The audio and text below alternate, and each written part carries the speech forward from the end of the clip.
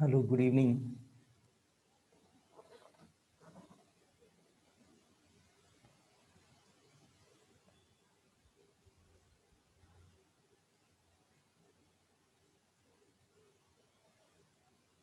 तो चलिए हम लोग जो है हमने कुछ उस दिन एग्जाम्पल्स किए थे। फाइन, कुछ एग्जाम्पल्स हमने उस दिन किए थे और उन्हीं पर बेस्ड क्वेश्चंस आज देखते हैं अपन कि किस तरह के क्वेश्चंस आते हैं। Am I audible?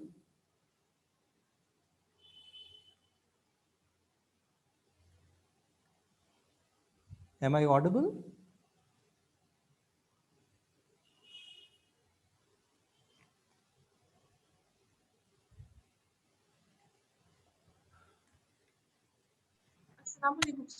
वालेकुम सलाम।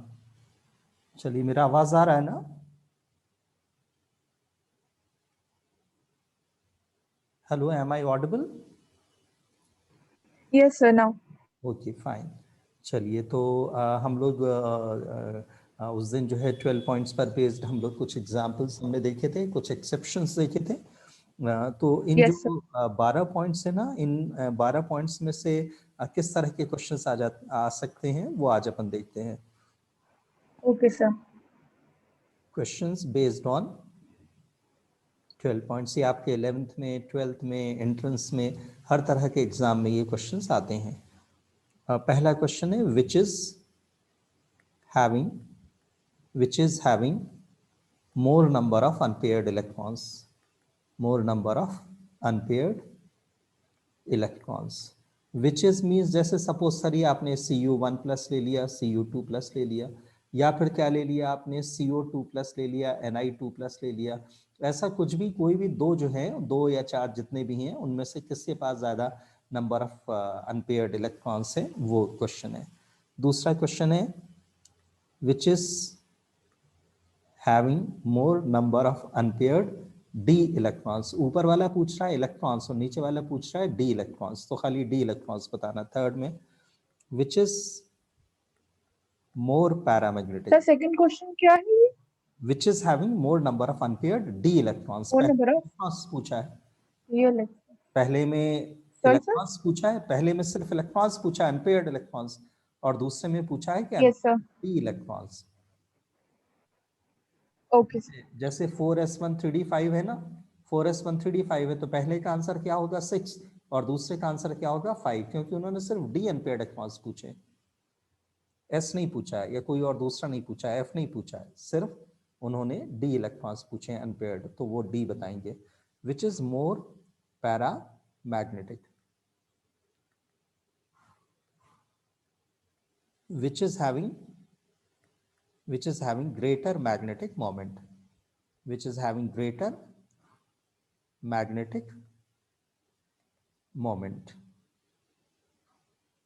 Then which is more darkly colored, which is more darkly colored।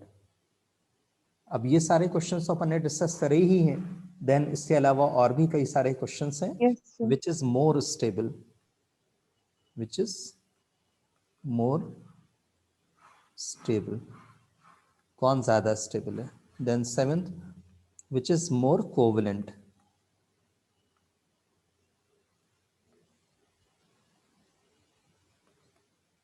then which is Sir, seventh का मतलब? कौन ज्यादा कोवलेंट है। दो चार जो भी आयंस रहेंगे ना, उनमें सबसे ज्यादा कोवलेंट कौन है वो मैं आज बताऊंगा अभी। which is smaller in Okay, size, sir. which is smaller in size।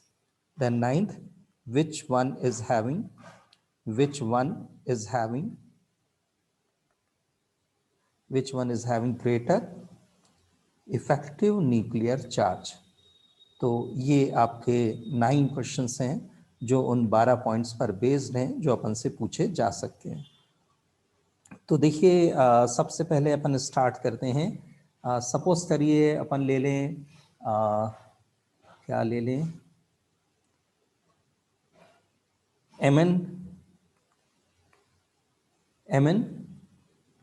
Mn2 plus and Mn5 plus, ये ले लें, इन दो का कंपेयर करते हैं।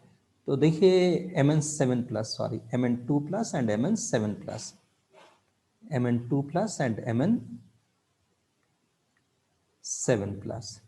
चलिए इन दो को लेते हैं अपन। देखिए सबसे पहली चीज तो जो Mn होता है, ये क्या हुआ,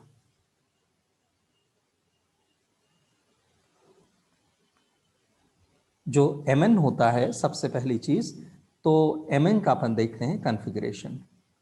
देखिए Mn क्या होता है, 25, 25 means 4s2 3d5।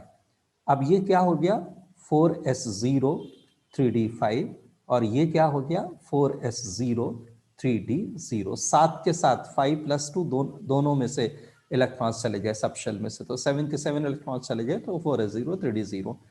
Which is having more number of unpaired electrons? This is having more number of unpaired electrons. पहले का आंसर क्या हुआ, Mn2 plus will be having 5 unpaired electrons. Which one is having more number of unpaired d electrons? Here again same answer. Mn2 plus is having 5 unpaired d electrons and Mn7 plus is having 0 unpaired electron. कौन ज्यादा paramagnetic है? तो Mn7 plus तो diamagnetic है, Mn7 plus diamagnetic है, और Mn2 plus जो है वो पैरामैग्नेटिक है। तो Mn2 प्लस इसका भी आंसर आएगा। किसका ज्यादा मैग्नेटिक मोमेंट है, तो उसका भी आंसर क्या आएगा, Mn2 प्लस। कितना है 5.8 bm, 5.8 bm, और इसका आंसर कितना है 0 bm। Then which is more darkly colored, Mn2 plus is darkly colored and Mn7 plus is colorless, Mn7 plus is colorless। ठीक है, विच इज मोर स्टेबल। देखो ये जो है इसने तो पूरे इलेक्ट्रॉन्स अपने दे दिए ना, तो इसकी इलेक्ट्रॉनिक कन्फिगरेशन क्या आई, 2 8 एंड देन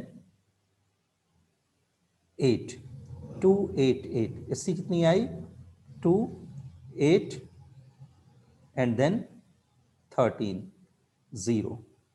इसकी 2 8 8 0 आई। जो लास्ट शेल है उस लास्ट शेल में 8 इलेक्ट्रॉन्स हैं, इनर्ट गैस कन्फिगरेशन है। सो Mn7 plus will be more stable, क्योंकि Mn7 प्लस कंप्लीटली फिल्ड है और Mn2 प्लस जो है वो इनकम्प्लीटली फिल्ड है। तो Mn7 plus will be more stable. Mn7 plus में इनर्ट गैस कन्फिगरेशन है ना, ये इनर्ट गैस कन्फिगरेशन थोड़ी है, ये इनर्ट गैस कन्फिगरेशन है, और ये इनर्ट गैस कन्फिगरेशन नहीं है, तो इसलिए 7 plus will be more stable. अच्छा अब देखिए जिसके ऊपर चार्ज ज्यादा होता है, जिसके ऊपर चार्ज ज्यादा होता है, किसके ऊपर चार्ज ज्यादा है, Mn7 प्लस के। तो 7, yes. Charge is directly proportional to covalency, charge is directly proportional to covalency. ये क्या है, ये फजान्स रूल है। ये क्या है, ये फजान्स रूल है। ये क्या है, ये फजान्स रूल है। Fajans rule. फजान्स रूल क्या है कि charge Charge greater is the charge, directly proportional. या greater the charge more will be the tendency of covalency. तो जितना ज्यादा चार्ज होता है उतनी ज्यादा कोवेलेंसी होती है। चार्ज Covalence कम होती है। होता है तो इलेक्ट्रोवेलेंसी। मैंने ये नहीं कहा देखो कि जिसके ऊपर चार्ज ज्यादा है वो कोवेलेंट होगा, मैंने क्या कहा कि उसकी टेंडेंसी कोवेलेंसी की रिलेटिवली ज्यादा होगी जिसके ऊपर चार्ज कम है उससे। ठीक है, तो कोवेलेंट जिसके पास ज्यादा चार्ज होता है उसकी कोवेलेंसी ज्यादा होती है। हाँ, उसकी कोवेलेंसी की टेंडेंसी ज्यादा होती है। वो कोवेलेंट नहीं होता है, लेकिन दूसरे के बनिस्बत वो कोवेलेंसी की टेंडेंसी उसमें ज्यादा होती है। दूसरा कम कोवेलेंट होता है, जिसमें कम चार्ज होता है उसमें इलेक्ट्रोवेलेंसी आयनिक वैलेंसी की टेंडेंसी ज्यादा होती है। तो कौन ज्यादा होगा covalent, Mn7 plus will be, Mn7 plus will be more covalent, Mn7 plus will be more covalent. ठीक है, ये इंपॉर्टेंट पॉइंट है, ये हम याद रखें। देन देखें कि Mn2 प्लस के पास कितने प्रोटॉन्स हैं, 25 प्रोटॉन्स हैं, और इलेक्ट्रॉन्स कितने हैं 23। Mn7 प्लस के पास कितने प्रोटॉन्स हैं 25, और इलेक्ट्रॉन्स कितने हैं 25 में से 7 चले गए तो कितने हैं 18। अब देखो प्रोटॉन्स कहाँ होते हैं, यहाँ पर होते हैं, इलेक्ट्रॉन्स कहाँ पर होते हैं, यहाँ पर होते हैं। प्रोटॉन्स तो दोनों में कांस्टेंट है 25 है। अब जिसके पास इलेक्ट्रॉन कम होंगे उनको ये न्यूक्लियस अपनी तरफ ज्यादा खींच लेगा, जिसके पास इलेक्ट्रॉन कम होंगे उसको ये न्यूक्लियस प्रोटॉन्स अपनी तरफ ज्यादा खींच लेंगे ना। तो किसके पास इलेक्ट्रॉन्स कम है, Mn7 प्लस के पास, तो Mn7 plus will be smaller in Yes. Size, Mn7 plus will be smaller in size. अच्छा क्या कहा हमने कि प्रोटॉन्स तो कांस्टेंट है, तो प्रोटॉन्स जो हैं वो इलेक्ट्रॉन क्लाउड को अपनी तरफ खींचेंगे। कौन से वाले को ज्यादा खींच लेंगे? जिसमें इलेक्ट्रॉन्स की नंबर कम है उसको ज्यादा पास जिसके पास का अट्रैक्ट कर लेंगे। तो ये जो प्रोटॉन्स अपनी तरफ इलेक्ट्रॉन को खींच रहे हैं ना, ये इफेक्टिव न्यूक्लियर चार्ज कहलाता है। क्या कहलाता है ये? Effective nuclear charge. तो effective nuclear charge means ENC। Effective nuclear charge, हाँ, इफेक्टिव न्यूक्लियर चार्ज या न्यूक्लियर पुल या न्यूक्लियर अट्रैक्शन, तो वो किसके पास ज्यादा है? Mn7+ के पास ज्यादा है, क्योंकि उसके पास रिलेटिवली इलेक्ट्रॉन्स कम है ना। तो देखो कम है, यस। इलेक्ट्रॉन्स जितने ज्यादा होते हैं साइज उतना बड़ा होता है और ENC उतना ही कम होता है, इफेक्टिव न्यूक्लियर चार्ज उतना ही कम होता है। और जितने ज्यादा प्रोटॉन होते हैं उतना ही ज्यादा इफेक्टिव न्यूक्लियर चार्ज होता है और साइज जो है उतना ही छोटा होता है। तो किसके पास इलेक्ट्रॉन्स कम है? जिसके पास इलेक्ट्रॉन्स कम है उसका सर साइज जितने छोटा, ज्यादा इलेक्ट्रॉन्स होते हैं उतना साइज छोटा होता है। साइज बड़ा होता है, डायरेक्टली प्रोपोर्शनल। ये लिखा मोर है, दिस, ये लिखा है ना, डायरेक्टली यस सर। प्रोपोर्शनल। जितना ज्यादा इलेक्ट्रॉन उतना छोटा साइज, ठीक है, सॉरी उतना बड़ा साइज। जितना छोटे, जितने ज्यादा मोर, इलेक्ट्रॉन्स उतना बड़ा साइज और ENC उतना ही कम होगा। और प्रोटॉन ज्यादा होंगे तो साइज छोटा होगा। प्रोटॉन के नंबर के इनवर्सली प्रोपोर्शनल होता है साइज और इलेक्ट्रॉन की नंबर के यस सर। डायरेक्टली प्रोपोर्शनल होता है साइज। जितने ज्यादा इलेक्ट्रॉन उतने ज्यादा शेल ना, जितने ज्यादा शेल उतना बड़ा साइज। इलेक्ट्रॉन्स कम है तो साइज छोटा होगा, शेल्स कम होंगे तो फिर क्या चीज ज्यादा होगा? ENC ज्यादा होगा। तो किसका ENC ज्यादा है? जिसके पास इलेक्ट्रॉन कम है। किसके पास इलेक्ट्रॉन कम है? Mn7+ के पास। किसका साइज छोटा है? जिसके पास इलेक्ट्रॉन्स कम है। किसके पास इलेक्ट्रॉन्स कम है? Mn7+ के। तो Mn7+ का ENC ज्यादा होता है और साइज छोटा होता है क्योंकि उसमें इलेक्ट्रॉन्स की नंबर कम होती है। प्रोटॉन्स अपन नहीं कह सकते कि ज्यादा है, क्योंकि प्रोटॉन्स तो दोनों में सेम है, तो हम इलेक्ट्रॉन्स के बेसिस पे करेंगे। तो इस तरह से ये 9 डिफरेंट टाइप के क्वेश्चंस हमारे 12 पॉइंट्स पर बेस्ड हो सकते हैं। और सर अगर प्रोटॉन्स में डिफरेंट हो तो? हाँ, क्या चीज? प्रोटॉन्स, हाँ ये लिखा है ना, अगर प्रोटॉन्स डिफरेंट हो तो उसके लिए फिर ये लिखा है ना, यहाँ पर जो है ना, यहाँ पर प्रोटॉन सेम होते हैं, यहाँ पर यस सर। प्रोटॉन सेम होते हैं, और यहाँ पर क्या चीज सेम होता है? इलेक्ट्रॉन सेम होते हैं। इलेक्ट्रॉन से होते हैं, इलेक्ट्रॉन सेम है ओके। यानी प्रोटॉन जितना ज्यादा होगा उतना ही ज्यादा ENC उतना ही होगा, उतना ही ज्यादा उसका और साइज करने का होगा। साइज होगा। ठीक है, तो यस सर। यहाँ पर प्रोटॉन के सेम है, यहाँ पर इलेक्ट्रॉन सेम है। अभी इसमें अगर हम गाइड्स वगैरह करेंगे, क्वेश्चंस करेंगे, मैं भी पेपर इंशाल्लाह आज भेजूंगा, तो उसको आप करोगे तो उसमें देखना ये सब पॉइंट्स की बहुत ज़रूरत पड़ेगी। और अगर हमने अच्छे से पढ़ा होगा तो हम बहुत फास्ट उनको क्वेश्चंस को कर पाएंगे, और अगर नहीं रिवाइज किया होगा, नहीं पढ़ा होगा, तो ऑब्वियसली टाइम लगेगा या हो ही सॉल्व नहीं हो पाएगा। ठीक है, आगे चलेंगे, यस स्क्रीन हटा दूं? Yes sir. चलिए और आगे चलते हैं अपन। अब देखिए ये F ब्लॉक एलिमेंट्स हैं, ये F ब्लॉक एलिमेंट्स हैं। अब अभी तो अपन को याद नहीं है, सब याद करेंगे अपन, धीरे धीरे याद होगा। ये लेंथेनॉइड्स कहलाते हैं, लेंथेनॉइड्स, या फिर इन्हें 4F inner transitional series elements बोलते हैं, इनर ट्रांजिशनल सीरीज एलिमेंट्स कहा जाता है। और ये जो हैं ये एक्टिनॉइड्स हैं, इन्हें 5F, इन्हें 5F inner transitional series elements कहते हैं। इसमें इलेक्ट्रॉन 4F में जाता है, 4F1, 4F2, 4F3, 4F5, 4F7, 14। Then इसमें 5F1, 5F2, 5F3, 5F4, 5F15, 5F14, 15 मैंने बोल दिया, 14 से ज़्यादा F में इलेक्ट्रॉन्स नहीं हो सकते। ठीक है, यहाँ पर सबसे पहले क्या आया? Cerium 58, then gadolinium 64, then lutetium 71, यहाँ पर then thorium 90, protactinium 91, uranium 92, neptunium 93, curium 96 and lawrencium 103। अब देखो मेरी मेमोरी ख़राब है, मुझे चीज़ें याद नहीं रहती हैं, लेकिन फिर भी जो काम की चीज़ें हैं वो मुझे याद हैं। तो ऐसे सभी को मुश्किल जाती है। मेरे कहने का मतलब ये है, याद करना किसी के लिए भी आसान नहीं होता, लेकिन कुछ ना कुछ तो रास्ता निकालना पड़ेगा अपन को। अपन ये तो नहीं कह सकते कि याद नहीं है, अपन ये तो नहीं कह सकते कि अपन को अपने घर का रास्ता याद नहीं है, अपन को अपने पापा का नाम याद नहीं है, मम्मी का नाम याद नहीं है ना, ये सब बातें तो नहीं की जा सकती। तो इसलिए कुछ ना कुछ तो लगाना पड़ता है, ट्रिक मेथड डेवलप करनी पड़ती है जिससे चीज़ें याद रहें। ठीक है, तो या मेरी मेमोरी खराब है लेकिन उससे बावजूद भी मुझे पीरियोडिक टेबल याद है। तो देखिए इन Yes. सारे एलिमेंट्स ही आप इलेक्ट्रॉनिक कन्फिगरेशन, एटॉमिक नंबर तो है आपके पास और आपको अबोव Yes. प्रिंसिपल भी पता है। अब उस हिसाब से आप सबकी इलेक्ट्रॉनिक कन्फिगरेशन लिखोगे। अब थोरियम Okay. की जो इलेक्ट्रॉनिक कन्फिगरेशन आपने अबोव प्रिंसिपल के हिसाब से लिखी, तो अगर उसके डी में इलेक्ट्रॉन आ रहा है, देखो एक चीज याद रखना आप, डी का मतलब क्या है। एस ब्लॉक एलिमेंट में जैसा मैंने आपसे पहले कहा था, ns electrons play most important role in determining the properties of S block elements. P block elements के केस में जो ns और np इलेक्ट्रॉन्स हैं वो सबसे ज्यादा इंपॉर्टेंट रोल प्ले करते हैं प्रॉपर्टीज से डिटर्मिनेशन में। जो डी ब्लॉक एलिमेंट्स हैं उनमें ns and n-1 d electrons properties के डिटर्मिनेशन में सबसे ज्यादा इंपॉर्टेंट रोल प्ले करते हैं। और जो एफ ब्लॉक एलिमेंट्स हैं, एफ ब्लॉक एलिमेंट्स में ns plus n-1 d plus n-2 f electrons properties के डिटर्मिनेशन में सबसे ज्यादा इंपॉर्टेंट रोल प्ले करते हैं। क्या कहा मैंने? ns plus n-1 d D plus plus N minus n-2 2 f electrons. F electrons.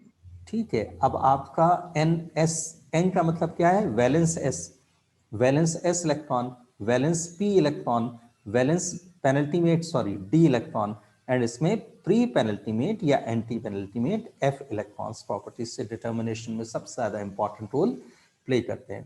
तो So देखिए can you please repeat? n-2 f यानी प्री पेनल्टीमेट या एंटी पेनल्टीमेट इलेक्ट्रॉन्स प्रॉपर्टीज से डिटर्मिनेशन में सबसे ज्यादा इंपॉर्टेंट रोल प्ले करते हैं। ठीक है, ये फॉर्मूला तो मैं पहले बता चुका हूं, तो ये अपन को याद रखना पड़ेगा कि Yes, sir. ns electrons, then ns plus np electrons, then ns plus n-1 d electrons, then ns plus n-1 d plus n-2 f electrons. तो ये फॉर्मूला याद रखना पड़ेगा। s ब्लॉक एलिमेंट के केस में और p ब्लॉक एलिमेंट्स के case में ns और np electrons important role play करते हैं। यानी जो s ब्लॉक एलिमेंट हैं तो उनमें ns इलेक्ट्रॉन्स और p ब्लॉक एलिमेंट्स में np इलेक्ट्रॉन्स, इसमें ns और इसमें np electrons important role play करते हैं। तो कोई अगर आपसे कहे s इलेक्ट्रॉन, तो अंडरस्टूड है कि वो सिर्फ वैलेंस s की बातें कर रहा है, ns की बातें कर रहा है। अगर कोई कहे आपसे p इलेक्ट्रॉन, तो अंडरस्टूड है कि वो np इलेक्ट्रॉन्स की बातें कर रहा है। कोई अगर आपसे कहे d इलेक्ट्रॉन्स, तो अंडरस्टूड है कि वो n-d इलेक्ट्रॉन्स की बातें कर रहा है। कोई अगर आपसे कहे कि f इलेक्ट्रॉन्स, तो अंडरस्टूड है वो n-2 f इलेक्ट्रॉन्स की बातें कर रहा है। तो s और p का मतलब valence s and valence p होता है, और d का मतलब हमेशा n-1 d होता है, कभी वो n-d नहीं हो सकता। f इलेक्ट्रॉन्स का मतलब कभी भी nf या n-1 f नहीं हो सकता। f इलेक्ट्रॉन्स का मतलब हमेशा n-2 f ही रहेगा। अंडरस्टूड है? तो आप N minus 2 F. हाँ, हमेशा ये सब चीजें अगर आप राइटिंग में इलेक्ट्रॉनिक कन्फिगरेशन, ये जो मैं एलिमेंट्स करा रहा हूँ, ये सब करोगे तो मेरी सारी बातें आपको समझ में आएंगी, नहीं तो सब भूल जाओगे आप, कुछ भी समझ में नहीं आएगा। अब इसमें आप ये जो एलिमेंट्स हैं, इन एलिमेंट्स की इलेक्ट्रॉनिक कन्फिगरेशन अबोव प्रिंसिपल के हिसाब से लिखोगे, एटॉमिक नंबर तो दिया ही है। अब जब आप थोरियम की कन्फिगरेशन लिखोगे, तो थोरियम के इसमें अगर D2 आता है तब तो ठीक है, आपको कुछ करने की जरूरत है ही नहीं, यानी n-1 D2 कन्फिगरेशन थोरियम के केस में आनी चाहिए। अगर अबोव के हिसाब से आपने कन्फिगरेशन लिखी और अगर D2 आ रहा है, तो need not to make any changes. लेकिन अगर D2 नहीं आ रहा है, तो n-2 f से इलेक्ट्रॉन कम करो और n-1 D2 करो। यहाँ n-2 में से 2 इलेक्ट्रॉन्स निकालो, या जितने इलेक्ट्रॉन्स की जरूरत है। n-1 D1 अगर थोरियम का ऑलरेडी है, तो D2 करने के लिए सिर्फ एक ही इलेक्ट्रॉन चाहिए रहेगा। लेकिन अगर थोरियम का n-1 D 0 है, देन n-2 f से 2 इलेक्ट्रॉन आपको n-1 D में लाना पड़ेगा, और क्या कन्फिगरेशन हो जाएगा? n-1 D2 कन्फिगरेशन हो जाएगा। बाकी जितने एलिमेंट्स हैं, ये बाकी जितने एलिमेंट्स हैं 8, इन बाकी एलिमेंट्स में n-1 D1 कन्फिगरेशन रहेगी। अगर कुदरती तौर पे अबोव प्रिंसिपल के हिसाब से ही उसमें n1 D1 कन्फिगरेशन है, तो फिर आपको कुछ करने की जरूरत ही नहीं है। लेकिन अगर n-1 d 0 है तो फिर n-2 f से एक इलेक्ट्रॉन कम करें और वो n-2 f से एक इलेक्ट्रॉन निकाल करके n-1 d1 करें। तो ये देखिए 9 पॉइंट्स हैं, 9 एलिमेंट्स हैं, तो 9 एलिमेंट्स की 9 कॉन्फ़िगरेशन करने के बजाय सिर्फ 2 पॉइंट से आपका काम हो सकता है। लेकिन अगर आप घर में बहुत मेहनत करेंगे तो ही ये सब चीजें समझ में आएंगी, नहीं तो सब ऊपर से जाएगा। ठीक है, और अब आजकल में तो ये टॉपिक खत्म हो जाएगा, तो ऑब्वियसली फिर अपन दूसरा स्टार्ट करेंगे, तो वो टॉपिक भी हमको समझने में, atomic structure, chemical bonding, periodic classification, ये सब चीजें हमको समझने में बहुत मुश्किल जाएगी, बहुत हमको मेहनत करनी पड़ेगी अगर हमको ये 12 पॉइंट्स नहीं आते होंगे तो। चलिए तो आगे चलते हैं अपन। और तो इन 8 एलिमेंट्स में D1 कॉन्फ़िगरेशन रहेगा और थोरियम में D2 कॉन्फ़िगरेशन रहेगा। तो ये सीरियम है, ये गैडोलीनियम है, ये ल्यूटीशियम है, ये थोरियम है, ये प्रोटेक्टिनियम है, ये यूरेनियम है, नेपच्यूनियम है, क्यूरियम है, लॉरेंशियम है। अब जो 64 है ना, जो एटॉमिक नंबर 64 है, गैडोलीनियम 64, ये गैडोलीनियम 64 ना 3-4 साल पहले सबसे पहले JEE में आया, उसके बाद CBSE 12th में आया, उससे बाद एक लगातार कंटिन्यूसली, उससे बाद जो है AIEEE में आया, और अभी 2-3 साल पहले नीट में आया था। सेम यही क्वेश्चन 4 साल रिपीट हुआ है, 4 साल रिपीट क्या हुआ है। क्वेश्चन था? गैडोलीनियम का इलेक्ट्रॉनिक कॉन्फ़िगरेशन जो ये लिखा है ओके हमने, सर। एक ही यस सर। क्वेश्चन को 4 साल तक उन्होंने पूछा है, 4 अलग अलग एग्जाम्स में। तो इतना ये इम्पॉर्टेंट होता है। ऑब्वियसली 4 नंबर मिलेंगे हमें अगर सही करेंगे, गलत करेंगे तो हमें -1 मिलेगा, और अगर हम आता हुआ गलत करके आते हैं तो -5 हम हो जाएगा, +4 की जगह पे -1 मिलेगा, और हम 5000 से 10,000 बच्चों के पीछे चले जाएंगे। तो इस तरह से ये सब किया जाता है। बहुत इंपॉर्टेंट पॉइंट था, लेकिन अब पता नहीं आप लोगों ने कितना वक्त दिया है इसे। जितना ज़्यादा वक्त आप घर में देंगे ऑब्वियसली उतना ज़्यादा एग्जामिनेशन में आपकी स्पीड फास्ट होगी, उतना ही ज़्यादा तेज़ी से आप चीज़ों को समझ पाएंगे, नहीं तो वक्त लगेगा समझने में। Yes sir. चलिए, तो ये हुआ आपका एफ के भी जो एक्सेप्शन से वो हमने कर लिए। ठीक है, एफ के भी जो एक्सेप्शन है वो भी हमने कर लिया। एक मिनट में मोबाइल में से थोड़े से क्वेश्चंस जो पेपर हैं, वो पेपर में से कुछ क्वेश्चंस करा दूं आपको, तो अगर इसमें से कुछ पूछना है तो देख लीजिए, और कुछ पूछना है तो यस सर। ठीक है, इसमें से कुछ पूछना है तो पूछें। कहाँ गया स्क्रीन?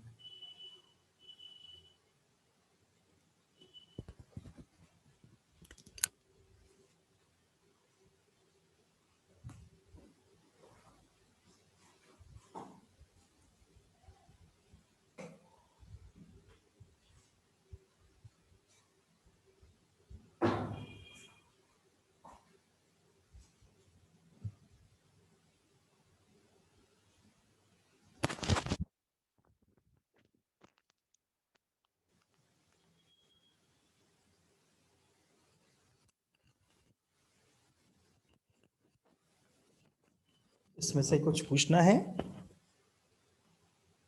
No no sir. अच्छा, अगर अपन को कोई डाउट नहीं हो तो इसका मतलब ये नहीं होता है कि अपन को सब समझ में आ गया है। अगर डाउट नहीं है ना, तो इसका मतलब क्या होता है कि अपन को कुछ भी समझ में नहीं आया, क्योंकि अपन जितना ज़्यादा पढ़ेंगे उतना ज़्यादा डाउट निकलता है।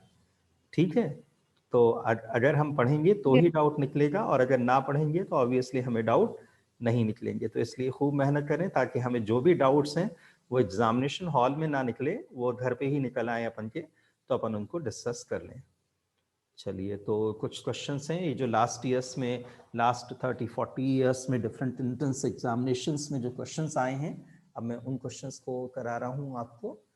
कि देखिए, जैसे सबसे पहले एक क्वेश्चन आया था कि सबसे ज़्यादा मैग्नेटिक मोमेंट किसका है। सबसे ज़्यादा मैग्नेटिक मोमेंट किसका है? पहला क्वेश्चन मैं करा रहा हूँ आपको कि मैक्सिमम मैग्नेटिक मोमेंट किसका है। तो मैक्सिमम मैग्नेटिक मोमेंट जो है, जो इन्होंने ऑप्शन दिए हैं, देखिए वो क्या है। D5 है, ए ऑप्शन क्या है, D5 है। बी ऑप्शन क्या है, D6 है। सी ऑप्शन क्या है, D7 है। डी ऑप्शन क्या है, D8 है। देखिए, इसके पास 5 अनपेयर्ड है, इसके पास 4 अनपेयर्ड है, इसके पास 3 अनपेयर्ड है, इसके पास 2 अनपेयर्ड है। तो किसके पास सबसे ज्यादा नंबर ऑफ अनपेयर्ड इलेक्ट्रॉन्स हैं? इसके पास सबसे ज्यादा अनपेयर्ड है, तो ये सबसे ज्यादा डार्कली होगा, ये सबसे ज्यादा डार्कली कलर्ड होगा, ये मोस्ट पैरामैग्नेटिक होगा, एंड ये इसका मैग्नेटिक मोमेंट सबसे ज्यादा होगा, मैग्नेटिक मोमेंट सबसे ज्यादा होगा। इस तरह से क्वेश्चन किया जाएगा। ठीक है। अब दूसरा क्वेश्चन है कि किन दो का सेम मैग्नेटिक, किसमें जो है पेयर का सेम मैग्नेटिक मोमेंट है? Pair having same paramagnetic nature. A है Mn2 plus Cu2 plus, B है Cu3 plus Ti3 plus, C option है Ti4 plus Ti4 plus Cu2 plus, D option है Ti3 plus Ni2 plus. ये जो है इसका configuration क्या है? D5 और इसका क्या है? D1। अब ये कॉपर का आप कॉन्फ़िगरेशन लिखिए और फिर आप Mn का लिखिए और उसमें से 2 इलेक्ट्रॉन्स निकालिए, फिर देखिए सेम यही आएगा। जो Cu2 प्लस है उसका कॉन्फ़िगरेशन क्या है? D9। Cu2 प्लस का कॉन्फ़िगरेशन क्या है? Cu2 प्लस का कॉन्फ़िगरेशन क्या है? D9। Cu2 प्लस का कॉन्फ़िगरेशन क्या है? D9। D9। और Mn2 प्लस का कॉन्फ़िगरेशन क्या है? D5। तो इसके पास 1 अनपेयर्ड, इसके पास 5 अनपेयर्ड है, दोनों का पैरामैग्नेटिज्म सेम होगा, डिफरेंट होगा, कलर डिफरेंट होगा, मैग्नेटिक मोमेंट डिफरेंट होगा। अच्छा, यस सर। अब दूसरा जो है वो क्या था? Cu2 प्लस है, मैंने 3 प्लस लिख दिया ऐसे, Cu2 प्लस फिर से क्या है? D9 है ना, और Ti3 प्लस। मुझे कैसे स्कैंडियम टाइटेनियम यानी 22 यानी D2। अब S2D2 है, S2D2 में से 3 इलेक्ट्रॉन्स निकल गया तो क्या बचा? D1। अब देखो इसके पास भी एक अनपेयर्ड है, इसके पास भी एक अनपेयर्ड है, दोनों का पैरामैग्नेटिज्म सेम होगा, दोनों का मैग्नेटिक मोमेंट सेम होगा, दोनों का कलर सेम होगा, क्योंकि दोनों के पास same number of unpaired electrons हैं। Same number of Ti4 plus जो है उसका D0 है एंड Cu2 प्लस का D9 है, इसके पास एक अनपेयर्ड है, इसके पास 0 अनपेयर्ड है, ये दोनों डिफरेंट रहेंगे। Ti3 प्लस का D1 होगा और Ni2 प्लस का D8 होगा, इसके पास 2 अनपेयर्ड है, इसके पास एक अनपेयर्ड है, दोनों का मैग्नेटिक मोमेंट्स डिफरेंट होगा, दोनों का पैरामैग्नेटिज्म डिफरेंट होगा, दोनों का कलर डिफरेंट होगा। इस तरह से ये क्वेश्चंस किए जाते हैं। ठीक है।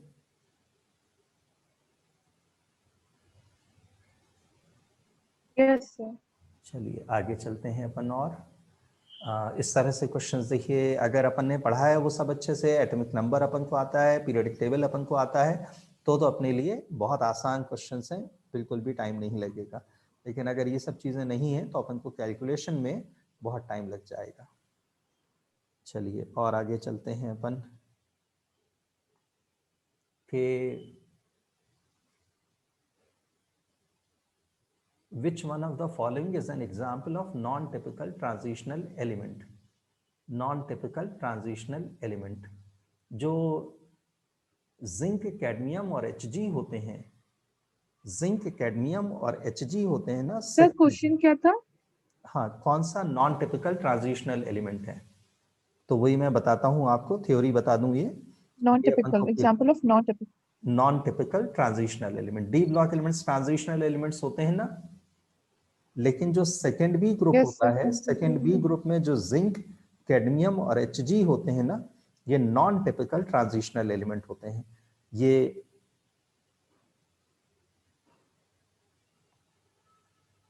जितने भी डी ब्लॉक के एलिमेंट्स होते हैं, ये डी ब्लॉक के एलिमेंट्स ट्रांजिशनल एलिमेंट्स कहलाते हैं।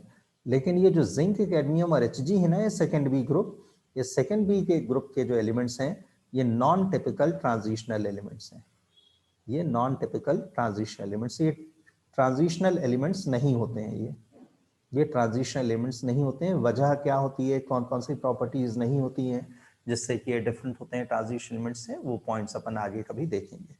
तो ये नॉन टिपिकल ट्रांजिशनल एलिमेंट्स कहलाते हैं। Which one of the following is an example of non typical transitional element. तो इसमें जो है सी ऑप्शन है जिसमें जिंक दिया हुआ है। ये पेपर में आज आपको फॉरवर्ड कर दूंगा तो आप इसमें से करना। इसमें जिंक दिया हुआ है तो Yes, sir. आंसर आएगा जिंक। ठीक है, अगला क्वेश्चन है Okay. Which is not white in colour. Sir ये तीनों ही होते हैं। हाँ, ये जिंक, कैडमियम और Hg तीनों ही होते हैं नॉन टिपिकल ट्रांजिशन एलिमेंट्स। ये कलरलेस भी होते हैं और वेरिएबल वैलेंसी भी शो नहीं करते हैं, लेकिन यहाँ इन्होंने Okay, तीनों sir. नहीं दिया, जिंक, कैडमियम और Hg नहीं दिया, सिर्फ जिंक दिया है। ठीक है, अगर तीनों Okay, देते तो sir. ऑब्वियसली तीनों हो जाता। ये आए हुए क्वेश्चन हैं। Not white in colour, which one is Yes, sir. Not white, which one is not white in color, not white, white in color, not white in color, not white in color मतलब colored है। not white in color का मतलब क्या निकला, colored है।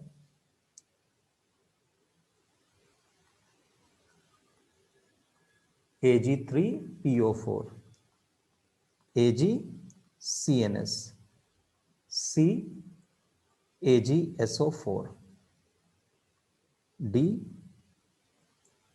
Ag2S2O3। अब देखिए इस केस में जो है ना, अब देखिए इस केस में जो है ना, इस केस में you have to calculate charges कि Ag का यहाँ पर चार्ज क्या है, Ag का यहाँ क्या चार्ज है, Ag का यहाँ क्या चार्ज है, Ag का यहाँ पर क्या चार्ज है। ठीक है, तो ये चार्जेस अपन को ध्यान रहना चाहिए, ये चार्जेस अपने को पता होना चाहिए। ठीक है, ये चार्ज अपन को पता होना चाहिए कि चार्ज क्या होगा। अब ये आयंस के नोड जो है ना वो यहाँ पर Yes. काम आएंगे। PO4 का 3 माइनस होता है तो 3 Ag का कितना होगा, 3 प्लस, यानी एक Ag का क्या होगा, 1 प्लस। यहां पर भी CNS के ऊपर चार्ज 1 माइनस होता है तो Ag के ऊपर क्या चार्ज होगा, 1 प्लस। यहां पर AgSO4 के ऊपर 2 माइनस होता है तो Ag के ऊपर क्या होगा, 2 प्लस। S2O3 के ऊपर 2 माइनस होता है तो 2 Ag के ऊपर 2 प्लस होगा तो एक Ag के ऊपर 1 प्लस होगा। एक Ag का मतलब क्या होता है, 5S0 4D10, और Ag2 प्लस का मतलब क्या होता है, 5S0 4D9। तो 4D9 के पास एक अनपेयर्ड इलेक्ट्रॉन है और बाकी तीनों के पास एक भी अनपेयर्ड इलेक्ट्रॉन नहीं है, तो वो सब के सब कलरलेस होंगे। तो आंसर होगा सी, AgSO4। Yes, sir. इतना AgSO4. इतना इतना अपन को प्रॉम्प्ट होना होगा, इतना अपन को फास्ट होना होगा। ये नहीं कि बैठ के अपन सुरताल मिलाएं कि hydrogen, helium, lithium, beryllium, boron, carbon, इतना टाइम नहीं है। और ये तो छोड़ो, खैर बहुत दूर की बात है, इवन आपके पास 1:2:2 के लिए भी टाइम नहीं रहेगा। अगर 1:2:2 आपने किया तो इतना आपको टाइम लग जाएगा कि दूसरे क्वेश्चन का टाइम जो है वो इसमें चला जाएगा, है ना। तो इसलिए इसलिए मैंने कहा है कि इतना फास्ट होना है, आपको बहुत पढ़ना है, इतना ईजी नहीं है ना, बहुत पढ़ना है। अगर अपन पढ़ेंगे बहुत ज्यादा तभी जाकर के अपना कमांड हो पाएगा, नहीं तो फिर तो बहुत मुश्किल है। अच्छा, अभी अपन ने ये सब Yes, sir. एडिशनल चीजें पढ़ी हैं और मैंने स्पीड भी स्लो रखी है क्योंकि अपन नए हैं, लेकिन कुछ टाइम के बाद तो स्पीड बढ़ानी पड़ेगी, नहीं तो अपना कोर्स ही नहीं खत्म हो पाएगा उतने टाइम में। और दूसरा चीजें चीजें जो है थोड़ा मुश्किल भी हो जाएंगी और Yes, sir. हमारा बेस अच्छा नहीं होगा तो ऑब्वियसली हम उलझते जाएंगे। तो वो तो अपने उसके ऊपर है। आयंस याद किए हैं, नहीं याद किया आपने? सर कर रहे हैं। अच्छा, क्योंकि आयंस याद कर लेंगे ना आप, तब भी उसमें वक्त लगेगा ये समझने के बाद फिर आपको चीज़ों को, और बिना याद किए तो आप फिर इमेजिन कर सकते हैं कि कितना मुश्किल जाएगा, है ना। तो आसान नहीं है। नीट या JEE या 11th और 12th की केमिस्ट्री, इतनी सारी इतनी मोटी मोटी किताबें होती हैं तो पॉसिबल ही नहीं है याद करना हर चीज़ ना, समझना ही सिर्फ एक रास्ता है। चलिए और आगे चलते हैं, और Yes, आगे sir. क्वेश्चन देखिए कि अगला क्वेश्चन क्या है। Ag1+ is iso electronic with Ag1+। Iso electronic यानी इसके बराबर इलेक्ट्रॉन्स जिसके पास हैं। आइसो यानी सेम, इलेक्ट्रॉनिक मतलब इलेक्ट्रॉन्स। आइसो इलेक्ट्रॉनिक स्पीशीज यानी जिसके पास इलेक्ट्रॉन जो है Ag1+ के बराबर हो। Ag1+ कितना होता है, 47 होता है। अब उसमें से आपने एक इलेक्ट्रॉन निकाल दिया तो कितने हो गए, 46 इलेक्ट्रॉन्स हो गए। अब दूसरा जो ABCD इन्होंने ऑप्शन दिए हैं, इनमें से कौन सा है जिसके पास 46 इलेक्ट्रॉन्स है। तो एक इन्होंने दिया हुआ है Cu1+। Cu1+ के पास तो 28 इलेक्ट्रॉन्स होंगे, 29 होते हैं ना, Cu के पास एक निकाल दिया तो 28 हो गया। अच्छा, कैडमियम 2+, कैडमियम 2+ कितना होता है, 48। 48 में से 2 इलेक्ट्रॉन्स आपने निकाल दिए तो कितने हो गए, 46 इलेक्ट्रॉन्स। ये हो गया ना। Yes sir. तो ये आइसो इलेक्ट्रॉनिक होगा। सी और डी भी देखें, सी क्या है, Zn2 प्लस, Zn2 प्लस के पास तो 28 इलेक्ट्रॉन्स हुए, Zn2 प्लस के पास कितने इलेक्ट्रॉन्स हुए, 28 इलेक्ट्रॉन्स हुए। देन और आगे देखें, लास्ट क्या है, Pd2 प्लस, 28। पीडी कितना है, 46, 46 में से 2 इलेक्ट्रॉन्स निकल गए तो कितने हो गए, 44 इलेक्ट्रॉन्स हो गए, 40। 44 इलेक्ट्रॉन्स यस हो गए। सर। ठीक है, तो देखिए ये 44 है, ये 28 है, ये 28 है, सिर्फ एक ही है जिसके पास 46 इलेक्ट्रॉन्स हैं, Ag1 प्लस से बराबर है, CD2 प्लस। कैडमियम 2 प्लस है। तो इस तरह से ये क्वेश्चन होगा। अब इन्होंने नेक्स्ट क्वेश्चन, ये सब आए हुए क्वेश्चन हैं, अपन ऐसे अपने दिल से नहीं कर रहे हैं, ये सब वो क्वेश्चन हैं जो लास्ट ईयर्स में डिफरेंट एग्जाम्स में आए हुए हैं। देन अब अगले क्वेश्चन में, 6 क्वेश्चन में इन्होंने क्या पूछा है, नेक्स्ट क्वेश्चन में इन्होंने पूछा है कि Fe3 प्लस की कॉन्फ़िगरेशन क्या होगी। तो Fe3 प्लस की कॉन्फ़िगरेशन ये तो अपन कर ही चुके हैं, 4s0 3d5 होती है, प्रैक्टिस में मैं करा चुका हूँ, डायरेक्ट हो जाएगा 4s0 3d। Yes sir. तो आपके पास एग्जामिनेशन में इतना वक्त भी नहीं रहेगा कि आप 1s2 2s2 लिखें, इतनी अच्छी प्रैक्टिस होनी चाहिए आपको कि आप धड़ाधड़ खींचते चले जाए, सोचने समझने का टाइम ही नहीं रहे। चलिए, तो ये हो गया आपका 4s0 3d5। और आगे देखते हैं कि कौन सा एनहाइड्रस है। फिर इन्होंने पूछा है कि कौन सा सॉल्ट जो है वो एनहाइड्रस है। तो कौन सा सॉल्ट एनहाइड्रस है वो अपन देखते हैं। एनहाइड्रस जो है वो वाइट है, एनहाइड्रस वाइट सॉल्ट। देखिए जो Cu2 प्लस है ना, वो Cu2 प्लस जब एक्वस सॉल्यूशन स्टेट में होता है ना, जब ही सिर्फ ब्लू कलर का होता है, ब्लू विट्रियोल बोलते हैं ना ऐसे, तो जब वो एक्वस सॉल्यूशन स्टेट में होता है तभी वो नीले रंग का होता है। अगर वो एनहाइड्रस स्टेट में होना, अगर बिना पानी के होना, तो बिना पानी के वो Cu2 प्लस जो है वो व्हाइट इन कलर होता है। ये पॉइंट याद रखें, Cu2 प्लस जब aqueous solution okay state sir. में होता है तो सिर्फ उसका रंग नीला होता है, और जब वो एनहाइड्रस स्टेट में होता है ना, यानी ड्राई होता है, पानी मॉइस्चर नमी जज्ब नहीं किया हुआ होता है, तो वो व्हाइट इन कलर होता है। तो अब जो ये अगला क्वेश्चन है, इसमें इन्होंने पूछा है anhydrous white salt. Anhydrous white salt यानी एनहाइड्रस है, पानी नहीं उसमें, और व्हाइट कलर का है। तो देखें, CuF2 है पहला ऑप्शन, CuF2 यानी Cu2 प्लस। ठीक है, दूसरा है CuSO4, CuSO4 का मतलब क्या है, Cu2 प्लस। सी क्या है ऑप्शन, बोथ। डी क्या है, नन। तो आंसर क्या आएगा, बोथ। Cu2 प्लस जो है, और CuF2 में और CuSO4 में दोनों ही एनहाइड्रस स्टेट में व्हाइट सॉल्ट होते हैं, कलर्ड नहीं होते हैं। ठीक है, देन नेक्स्ट क्वेश्चन है, set of coinage yes sir. Metals कौन सा है, सेट ऑफ कॉइनेज मेटल्स कौन सा है। कॉइनेज मतलब कि पुराने जमाने में सोने चांदी और तांबे के सिक्के होते थे ना, कॉइन्स होते थे, तो यानी कॉपर, Ag और Au पुराने जमाने में सोने चांदी और तांबे के कॉइन्स होते थे, तो और इसलिए इन मेटल्स को अपन कॉइनेज मेटल्स बोलते हैं।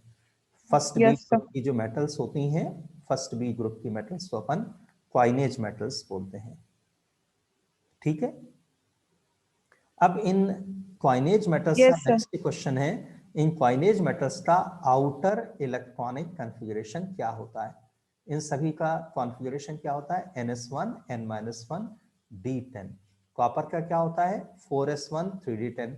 Ag का क्या होता है, 5s1 4d10। Au का क्या होता है, 6s1 5d10। तो सभी का क्या रहता है, NS1 N-1 D10 कॉन्फ़िगरेशन रहती है। सबसे बाहर वाले शेल के S सब शेल में 1 इलेक्ट्रॉन होता है, और पेनल्टीमेट D सब शेल के में 10 इलेक्ट्रॉन्स होते हैं। ठीक है, तो ये आपका कॉइनेज मेटल्स यस का सर। इलेक्ट्रॉनिक कॉन्फ़िगरेशन हो गया। Fe2 प्लस में कितने D इलेक्ट्रॉन्स हैं, number of D electrons present in Fe2 plus. Fe2 plus में कितने नंबर ऑफ D इलेक्ट्रॉन्स हैं। तो ये भी अपन ने कई बार किया है कि Fe2 प्लस क्या होता है, 4s0 3d6। तो कितने D इलेक्ट्रॉन्स हैं, 6 D इलेक्ट्रॉन्स हैं। कितने D इलेक्ट्रॉन्स हैं, 6 D इलेक्ट्रॉन्स हैं। Fe3 प्लस में 5 6। होते हैं। 6 इलेक्ट्रॉन्स होते हैं। उन्होंने d इलेक्ट्रॉन्स पूछे हैं इसलिए आपने 6 लिखा। अगर वो d अनपेयर्ड इलेक्ट्रॉन्स पूछते तो फिर आपका आंसर क्या आता? 4 आता। अनपेयर्ड इलेक्ट्रॉन्स पूछते तो 4 आता, और अगर आपसे d इलेक्ट्रॉन्स पूछा है तो आंसर 6 आएगा। ठीक है, तो 4s0 3d6, 4s0 3d6 ये आपका आंसर आया। ठीक है, ये आपका आंसर आया 4s0 3d6 है, यानी d में कितने इलेक्ट्रॉन्स हैं? 6 इलेक्ट्रॉन्स हैं। अगर वो d अनपेयर्ड इलेक्ट्रॉन्स पूछते तो आप क्या आंसर देते? 4 इलेक्ट्रॉन्स हैं। अब इन्होंने पूछा है कि कौन जो है, नेक्स्ट क्वेश्चन, कौन जो है वो मैक्सिमम मैग्नेटिक मोमेंट शो करता है? ABCD जो ऑप्शंस होंगे आपके, उनमें से कौन मैक्सिमम मैग्नेटिक मोमेंट शो करता है?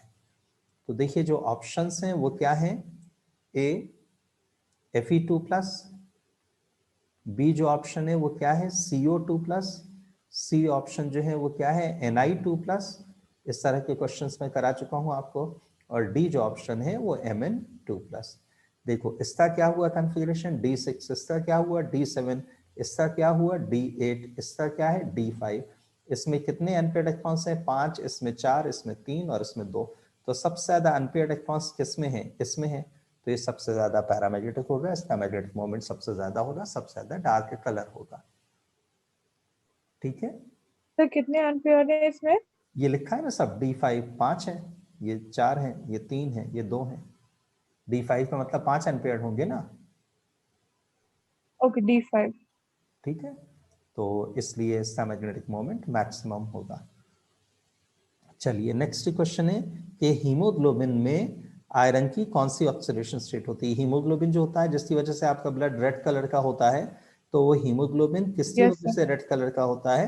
वो Fe2 प्लस की वजह से। तो उसमें क्या चीज होता है? Fe2 प्लस होता है हीमोग्लोबिन में। ठीक है, इन्होंने जो ऑप्शन दिए थे +2 +3 +1 +4, तो हीमोग्लोबिन में Fe+2 ऑक्सीडेशन स्टेट शो करता है। देन फिर से नेक्स्ट क्वेश्चन है वाइट कॉम्प्लेक्सेस। किसके कॉम्प्लेक्सेस वाइट हैं यानी कलरलेस हैं? तो जिसके पास अनपेयर्ड इलेक्ट्रॉन 0 होंगे वो कलरलेस होगा, वो वाइट होगा। ए है option CD2 plus, B option है Ag1 प्लस, सी ऑप्शन है Ti3 plus and D option है Cr3 प्लस। तो कैडमियम 2 प्लस जो है, जिंक कैडमियम और Hg जो है, इसका कॉन्फ़िगरेशन क्या रहता है? D zinc cadmium and Hg। इसका जो कॉन्फ़िगरेशन है वो D10 है, इसका जो कॉन्फ़िगरेशन है वो भी D10 है। ठीक है, इसका जो कॉन्फ़िगरेशन है वो क्या है? D1 है, और इसका जो कॉन्फ़िगरेशन है वो क्या है? D3। ये सब आप करके देखना, तभी समझ में आएगा कि सर बात क्या यस कर सर। रहे हैं, नहीं तो कुछ भी समझ में नहीं आएगा। तो Ti3 प्लस में यस 1 सर। अनपेयर्ड है और Cr3 प्लस में 3 अनपेयर्ड है। 80 है। ठीक है, 3 है। 3 अनपेयर्ड है।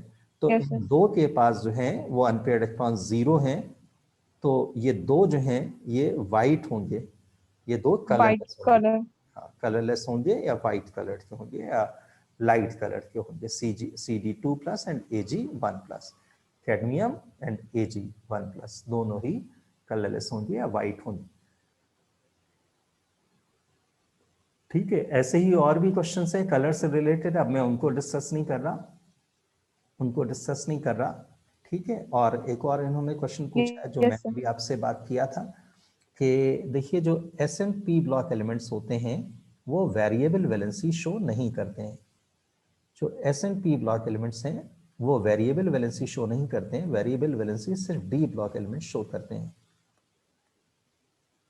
D and F block S&P block elements की वैलेंसी वेरिएबल नहीं होती है, तो फिर कौन सी वैलेंसी शो करते हैं? ये ग्रुप वैलेंसी। ठीक है, वेरिएबल का अपोजिट जो है नॉन वेरिएबल नहीं है, वेरिएबल का अपोजिट कांस्टेंट नहीं है, वेरिएबल का अपोजिट फिक्स्ड नहीं है। वेरिएबल का अपोजिट क्या होता है? Group valency. ग्रुप वैलेंसी से मतलब क्या होता है? देखिए हाइड्रोजन है, लिथियम है, सोडियम है, पोटेशियम है, रुबिडियम है, सीजियम है, फ्रेंशियम है, इन सब की वैलेंसी कितनी होती है? 1 होती है। इस पूरे ग्रुप के जितने भी एलिमेंट्स हैं उनकी वैलेंसी कैसी होती है? सेम होती है। ग्रुप में कैसी होती है? सेम होती है, इसलिए इनकी वैलेंसीज को ग्रुप वैलेंसी बोलते हैं, और डी ब्लॉक सेम होती है। हाँ वैलेंसी को वेरिएबल वैलेंसी बोलते हैं। क्यों? क्योंकि बदल बदल के वैलेंसी शो करते हैं, कभी कुछ कभी कुछ। उसकी वजह क्या है कि इसमें सिर्फ ns इलेक्ट्रॉन्स पेयर्ड होते हैं या अनपेयर्ड होते हैं, इसमें सिर्फ np इलेक्ट्रॉन्स बॉन्ड बनाने में हिस्सा लेते हैं, और जो डी ब्लॉक एलिमेंट्स है ना, डी ब्लॉक एलिमेंट्स में ns एंड n-1d दोनों सबशेल पार्टली और कंप्लीटली फिल्ड होते हैं। ns एंड n-1d दोनों ही सबशेल पार्टली या कंप्लीटली फिल्ड होते हैं, तो इस वजह से नए आने वाले इलेक्ट्रॉन वैलेंस s या पेनल्टीमेट d सबशेल में जाते और हैं। Sir F block?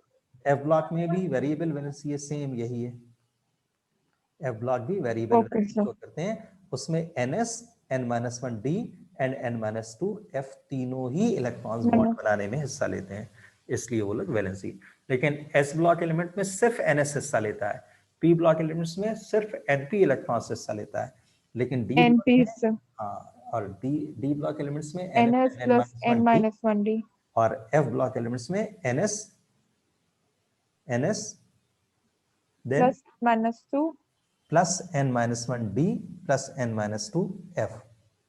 ठीक है, इस तरह एफ। से n-2 f इलेक्ट्रॉन्स बॉन्ड बनाने में हिस्सा लेते हैं, इस तरह से ये किया जाता है। चलिए, तो देन इससे बाद है, इन्होंने कहा कि एक कोई एलिमेंट है, उसका मैग्नेटिक मोमेंट कितना है, 5.9 bm है। किसी एलिमेंट का मैग्नेटिक मोमेंट कितना है, 5.92 bm है, तो उसका मैग्नेटिक मोमेंट कितना होगा, उसका सॉरी अनपेयर्ड इलेक्ट्रॉन्स कितने होंगे। उसका मैग्नेटिक मोमेंट 5.92 bm है, तो उसके पास अनपेयर्ड इलेक्ट्रॉन्स कितने होंगे।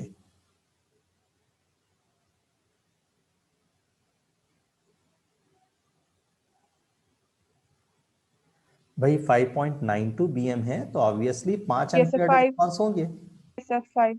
5 अनपेयर्ड इलेक्ट्रॉन्स होंगे उसके पास, तो ये आंसर हो गया। ऐसे बहुत सारे क्वेश्चंस हैं, वो जब आप देखेंगे इस पेपर को तो ऑब्वियसली आपको समझ में आएगा। जो और देखें कि जैसे एक क्वेश्चन है, उसमें 4 ऑप्शंस दिए हैं और पूछा है कि इनमें से कौन सा डायमैग्नेटिक है। A Cr Cn whole 6 3 minus, B option है Cu NH3 होल 4 2 प्लस। अब इन सारे क्वेश्चंस में आए से बिना जो है अपन के लिए करना मुश्किल होगा, समझना मुश्किल होगा। Fe Cn whole 6 3 minus, then CO NH3 whole 6 3 plus. अब देखिए यहाँ पर Cn के ऊपर 1 माइनस होता है, कितने Cn है, 6 माइनस हुआ, 6 है तो 6 माइनस, लेकिन यहाँ पर 3 माइनस आ रहा है, इसका मतलब क्या निकला कि Cr कैसा है, 3 प्लस है। आना चाहिए था 6 माइनस, लेकिन आ कह रहा है 3 माइनस, यानी 3 प्लस चार्ज Cr के ऊपर था। यहाँ पर NH3 जो है उसके ऊपर चार्ज 0 होता है, जो ये 2 प्लस चार्ज है वो Cu का है, तो Cu 2 प्लस हो गया। अब यहाँ पर Cn 6 माइनस है और इसके ऊपर लेकिन चार्ज 3 माइनस आ रहा है, यानी Fe के ऊपर 3 प्लस चार्ज है। यहाँ पर 3 NH3 के प्लस ऊपर चार्ज। 0 चार्ज होता है, 0 इंटू 6 कितना आया, 0 आया, तो ये जो 3 प्लस चार्ज है वो CO का है। CO 3 प्लस का मतलब क्या निकला कि D6, Fe 3 प्लस का मतलब क्या निकला, D5, Cu 2 प्लस का मतलब क्या निकला, D9, Cr 3 प्लस का मतलब क्या निकला, D3। तो इनमें से डाईमैग्नेटिक कौन है, इनमें से डाईमैग्नेटिक कौन है, ये कैसे करेंगे। देखो बहुत अच्छी जो पॉइंट अगर आपको याद हो, ये तो कभी पेयर्ड हो नहीं सकता, ऑड नंबर तो कभी, ऑड नंबर तो कभी यस पेयर्ड हो ही सर। नहीं सकता, ऑड नंबर तो कभी पेयर्ड हो ही नहीं सकता, इवन नंबर ही सिर्फ पेयर्ड हो सकता है, बट तो डी। ये डायमैग्नेटिक हो सकता है। यस बाकी सर। 3 तो सवाल ही नहीं उठता कि डायमैग्नेटिक हो, उनके इलेक्ट्रॉन्स तो पेयर्ड हो ही नहीं सकते, 3 5 9 7 1, क्योंकि वो all तो these pair. electrons yes can't sir. be paired, so we'll always be having unpaired electron and will be paramagnetic in nature. So this D, that is CONH3 whole 6 3 plus, will be diamagnetic in nature, will be colorless और magnetic moment भी उसका 0 रहेगा। ठीक है, तो इस तरह से बहुत क्वेश्चंस हैं इसमें, इन सारे क्वेश्चंस Yes. को आप करोगे और आयंस और हर चीज़ को बहुत अच्छे से मेहनत करो। देखो अपन को पढ़ना तो पड़ेगा, है ना, बिना पढ़े तो अच्छे नंबर आ नहीं सकते, तो अपन Yes. लास्ट मोमेंट पे पढ़ें। इससे अच्छा ये है कि शुरुआत से ही अपन पढ़ें। देखो ये पूरा हफ्ता अपन ने ये पढ़ा है और इससे पहले भी लास्ट मंडे अपन ने क्लासेस स्टार्ट करी थी, तो 3 क्लासेस उधर हुई और 5 क्लासेस हो गई, 8 क्लासेस तकरीबन हुई। इन 8 क्लासेस में अपन ने सिर्फ इसी को पढ़ा है, तो और 2 हफ्ते का टाइम मिला है अपने को, अराउंड 15 डेज। तो 15 डेज में तो बहुत अच्छा मास्टरी हो जाना चाहिए था इसमें, है ना अपनी। तो इसलिए खूब अच्छे से, अगर नहीं भी किया है अभी तो भी अभी आपके पास सैटरडे संडे 2 दिन रहेंगे, मंडे भी रहेगा, 3 दिन रहेंगे। तो इन 3 दिनों में बहुत अच्छे से करो ताकि ये टॉपिक खत्म हो जाए जड़ से। ठीक है, अभी थोड़ी देर से मैं आपको व्हाट्सएप कर दूंगा ये क्वेश्चन पेपर। Yes.